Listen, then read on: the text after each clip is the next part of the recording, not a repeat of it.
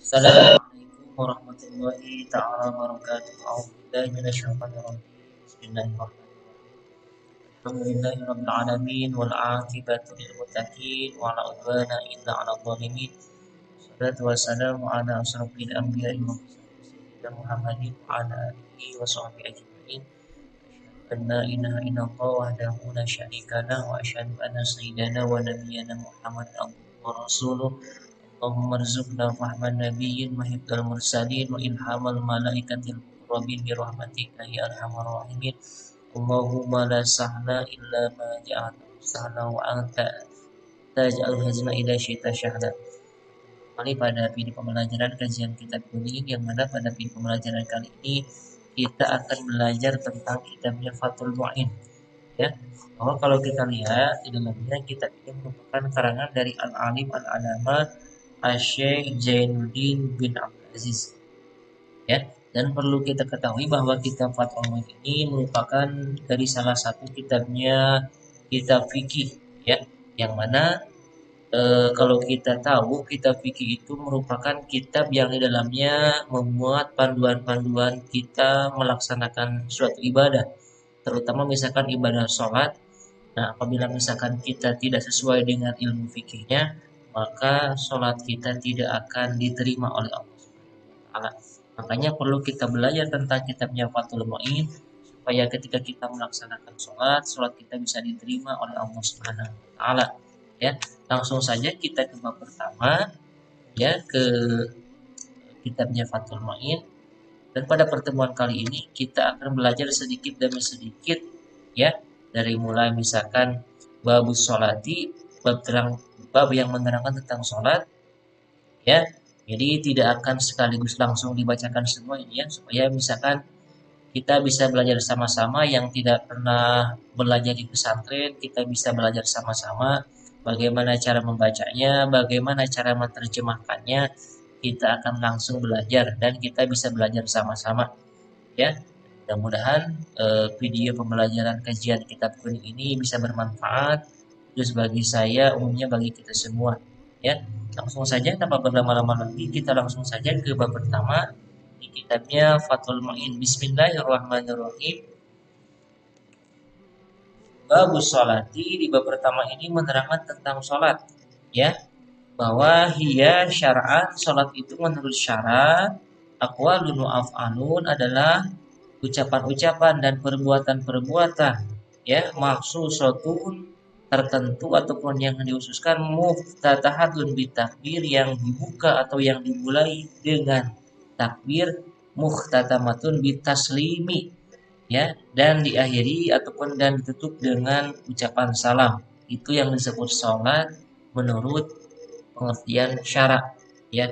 Jadi kalau kita ulangi, babus sholati wahiyya syara'an aqwalun wa af'alun mahsusatun muftatahatun bitakbir muhtatamatun bitaslimi, ya, bahwa pengertian sholat menurut syara adalah ucapan-ucapan dan perbuatan-perbuatan maksusatun tertentu ataupun yang dihususkan, muftatahatun yang dibuka, bitakbiri dengan takbir, muhtatamatun bitaslimi dan diakhiri dengan ucapan salam.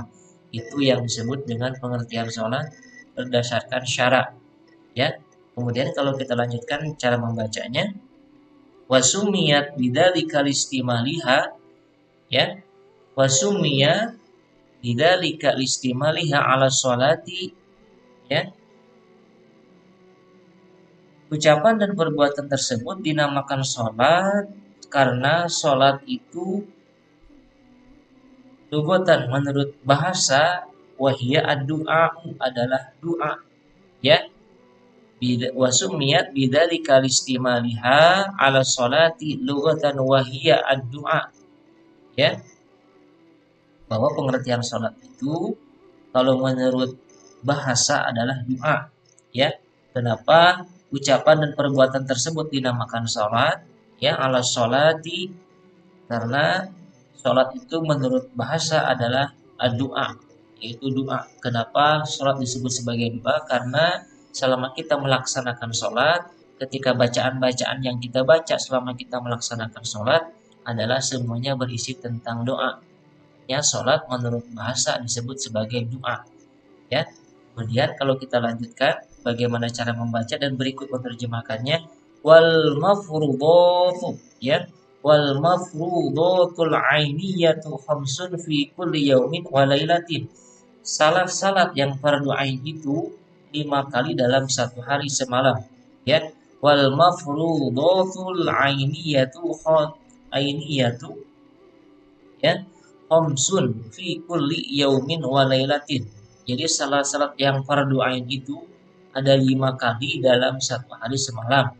Ya, sudah kita ketahui bahwasanya dari mulai kita melaksanakan sholat subuh, kemudian sholat duhur, sholat asar, sholat maghrib sampai sholat isya itu merupakan salat-salat yang fardu ain, ya, yang diwajibkan oleh agama, ya.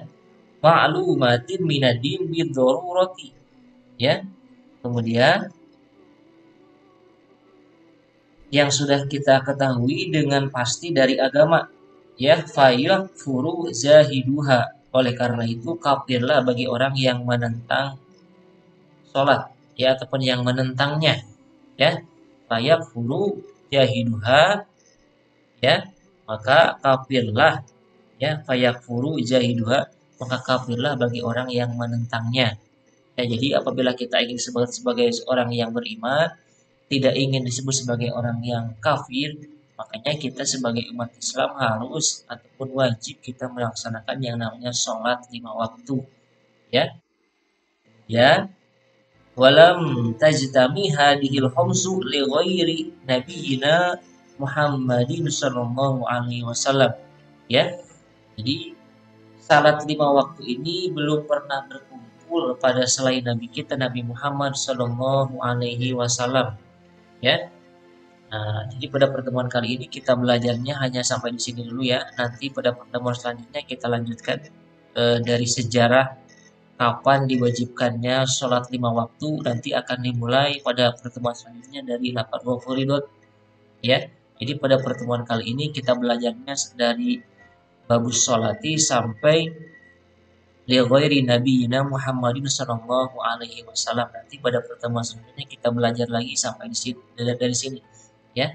Jadi kesimpulannya pada pertemuan kali ini kita sudah paham, kita sudah tahu bahwa pengertian sholat itu menurut syara adalah ucapan-ucapan dan perbuatan-perbuatan tertentu yang dibuka dengan takbir, ya, muhtatamatun bitaslimi, dan diakhiri dengan salam. Itu pengertian sholat.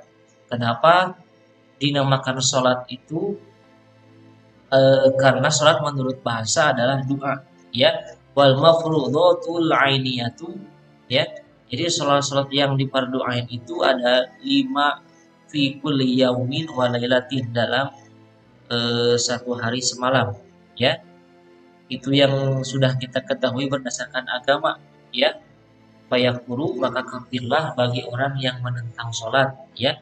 Walam tajtami, dan sholat ini hadihil khamsu, ya, belum pernah terkumpul yang 5 waktu ini selain li ghairi nabiyina Muhammadin sallallahu alaihi wasallam, selain pada nabi kita Nabi Muhammad sallallahu alaihi wasallam. Mudah-mudahan kajian kitab Fathul Muin ini bisa bermanfaat, ya, terutama ini sifatnya sangat penting buat kita melaksanakan suatu ibadah, terutama melaksanakan sholat, ya, karena kitab ini merupakan salah satu dari kitab fikih. Selain dari kitab Fathul Muin, ada juga kitab Fathul Qorib, Fathul Wahhab, dan yang lainnya, ya, yang mudah-mudahan kita dengan belajar dari kitab fikih ini kita bisa melaksanakan ibadah dengan benar sesuai dengan kaidah-kaidah ilmu fikihnya, dan segala aktivitas kita yang bersifat ibadah, terutama sholat yang kita kerjakan selama 5 kali dalam satu hari, bisa diterima oleh Allah Subhanahu wa Ta'ala. Sampai bertemu lagi pada kajian selanjutnya. Nanti kita lanjutkan lagi dari 8 mufaridot, dari kapan sejarahnya diwajibkannya sholat 5 waktu, nanti akan dikaji dari sini, ya. Diakhiri dulu dengan assalamualaikum warahmatullahi wabarakatuh.